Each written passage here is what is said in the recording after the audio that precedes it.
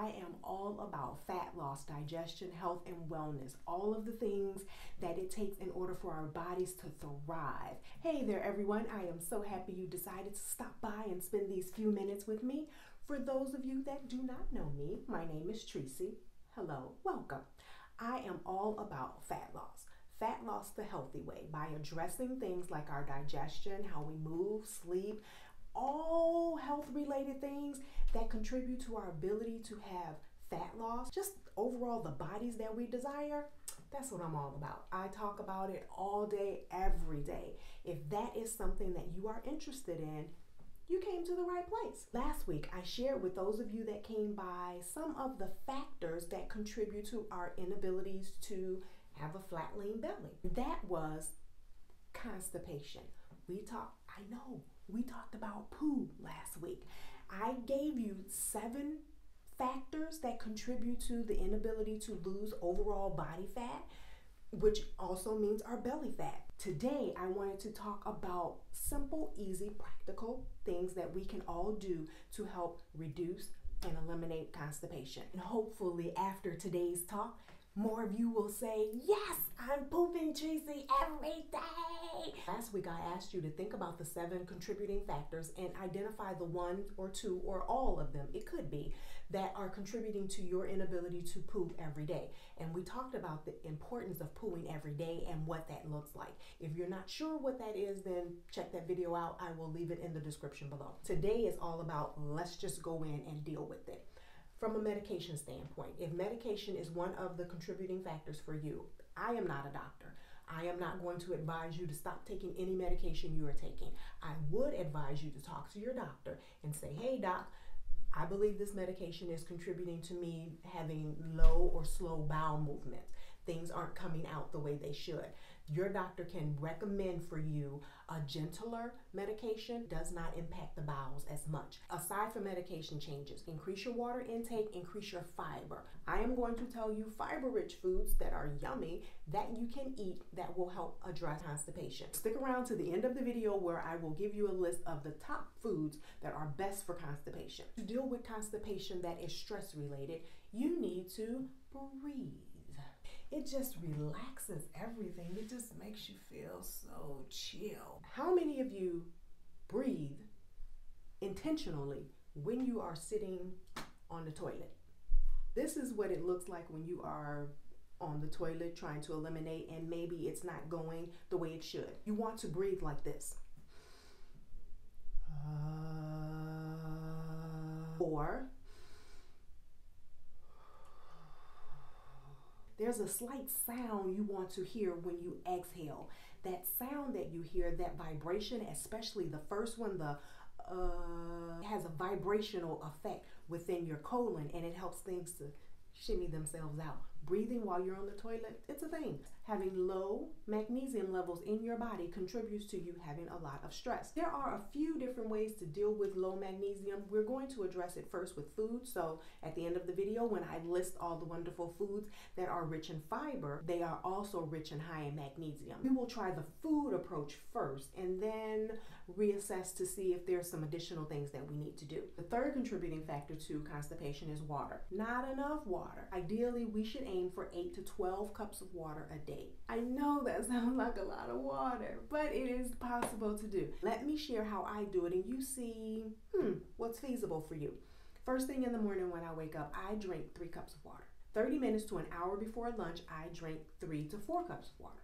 An hour to 30 minutes before dinner, I drink an additional 3 to 4 cups of water. So come on, add up all that water. There's 3 and 4, that's 7, and then 4 more, that's 11. That's 11 cups of water. I have not even mentioned I've exercised. After exercise, you should take in 1 to 2 cups of water. I have not mentioned that I've had a cup of tea while I'm working or reading a book or doing whatever. I've consumed enough liquid. I've given my terrain enough hydration for things to move along the way they need to. The fourth contributing cause to constipation is ignoring the urge to go. We should not do that. If you need to go, you need to go. If you resist the urge to urinate, then your urine is going back.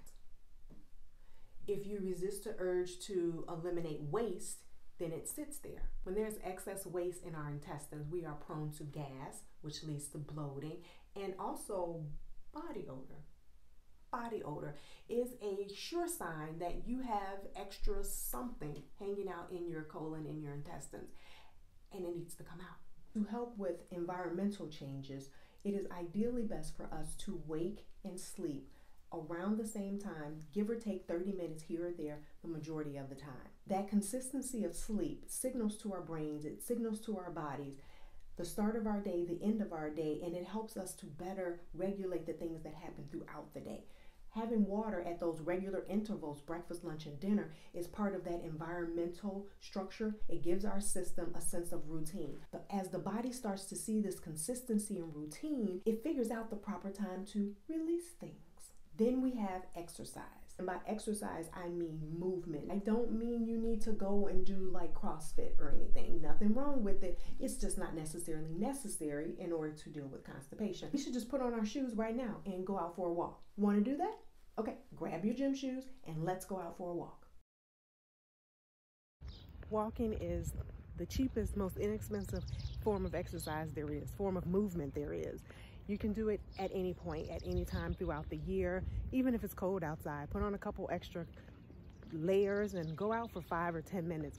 If your schedule allows walking first thing in the morning, excellent. If not, I would say the next best time to walk would be after whatever meal is your heaviest meal. After consuming lunch or dinner, if that meal feels like it's sitting in your stomach and you just feel heavy and a little lethargic, get up and go for a walk for 5 or 10 minutes.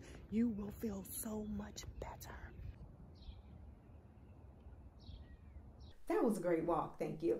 Last but not least, fibrous foods are important to help deal with, eliminate, reduce constipation, slow bowel movements, no bowel movements. The top fruits that are best for constipation: apples, pears, stone fruits, nectarines, peaches, grapes, and kiwi. Vegetables are important to help deal with constipation. The top vegetables would be green beans, green leafy vegetables, cooked spinach. Those are full and high in magnesium. We talked about magnesium. You need the magnesium to help you relax. Nuts and seeds are also high in fiber and rich in magnesium. A little bit of whole grains, we're talking oatmeal. A lot of people are asleep on this. Beyond oatmeal would be barley. Barley takes a little bit of time to cook if it's the pearl barley kind. Throw it in a soup or stew or chili or something, allow it to cook that way. Or I found ground barley flakes. It looks like oatmeal and it cooks up much like oatmeal. It has a little bit more fiber than oatmeal. It's great for those who maybe have a little bit of water retention.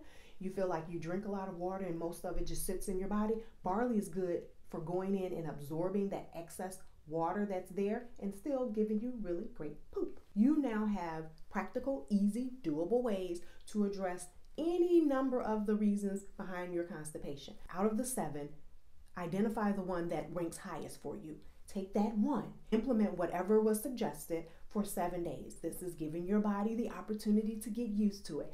On day 8, deal with whichever one ranked the second highest. And keep going until you have addressed all of the factors that contribute to your constipation. Just one. Do not go and do the most. Next week's video is a shocker. Dun, dun, dun. Don't miss it.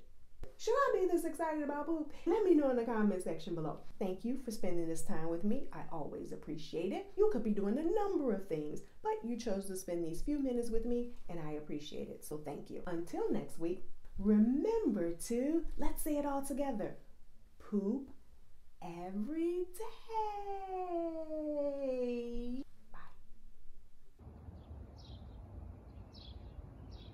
If you are not going at all, you're like, poo, what, who is that? Is that the cartoon character? Then you're constipated.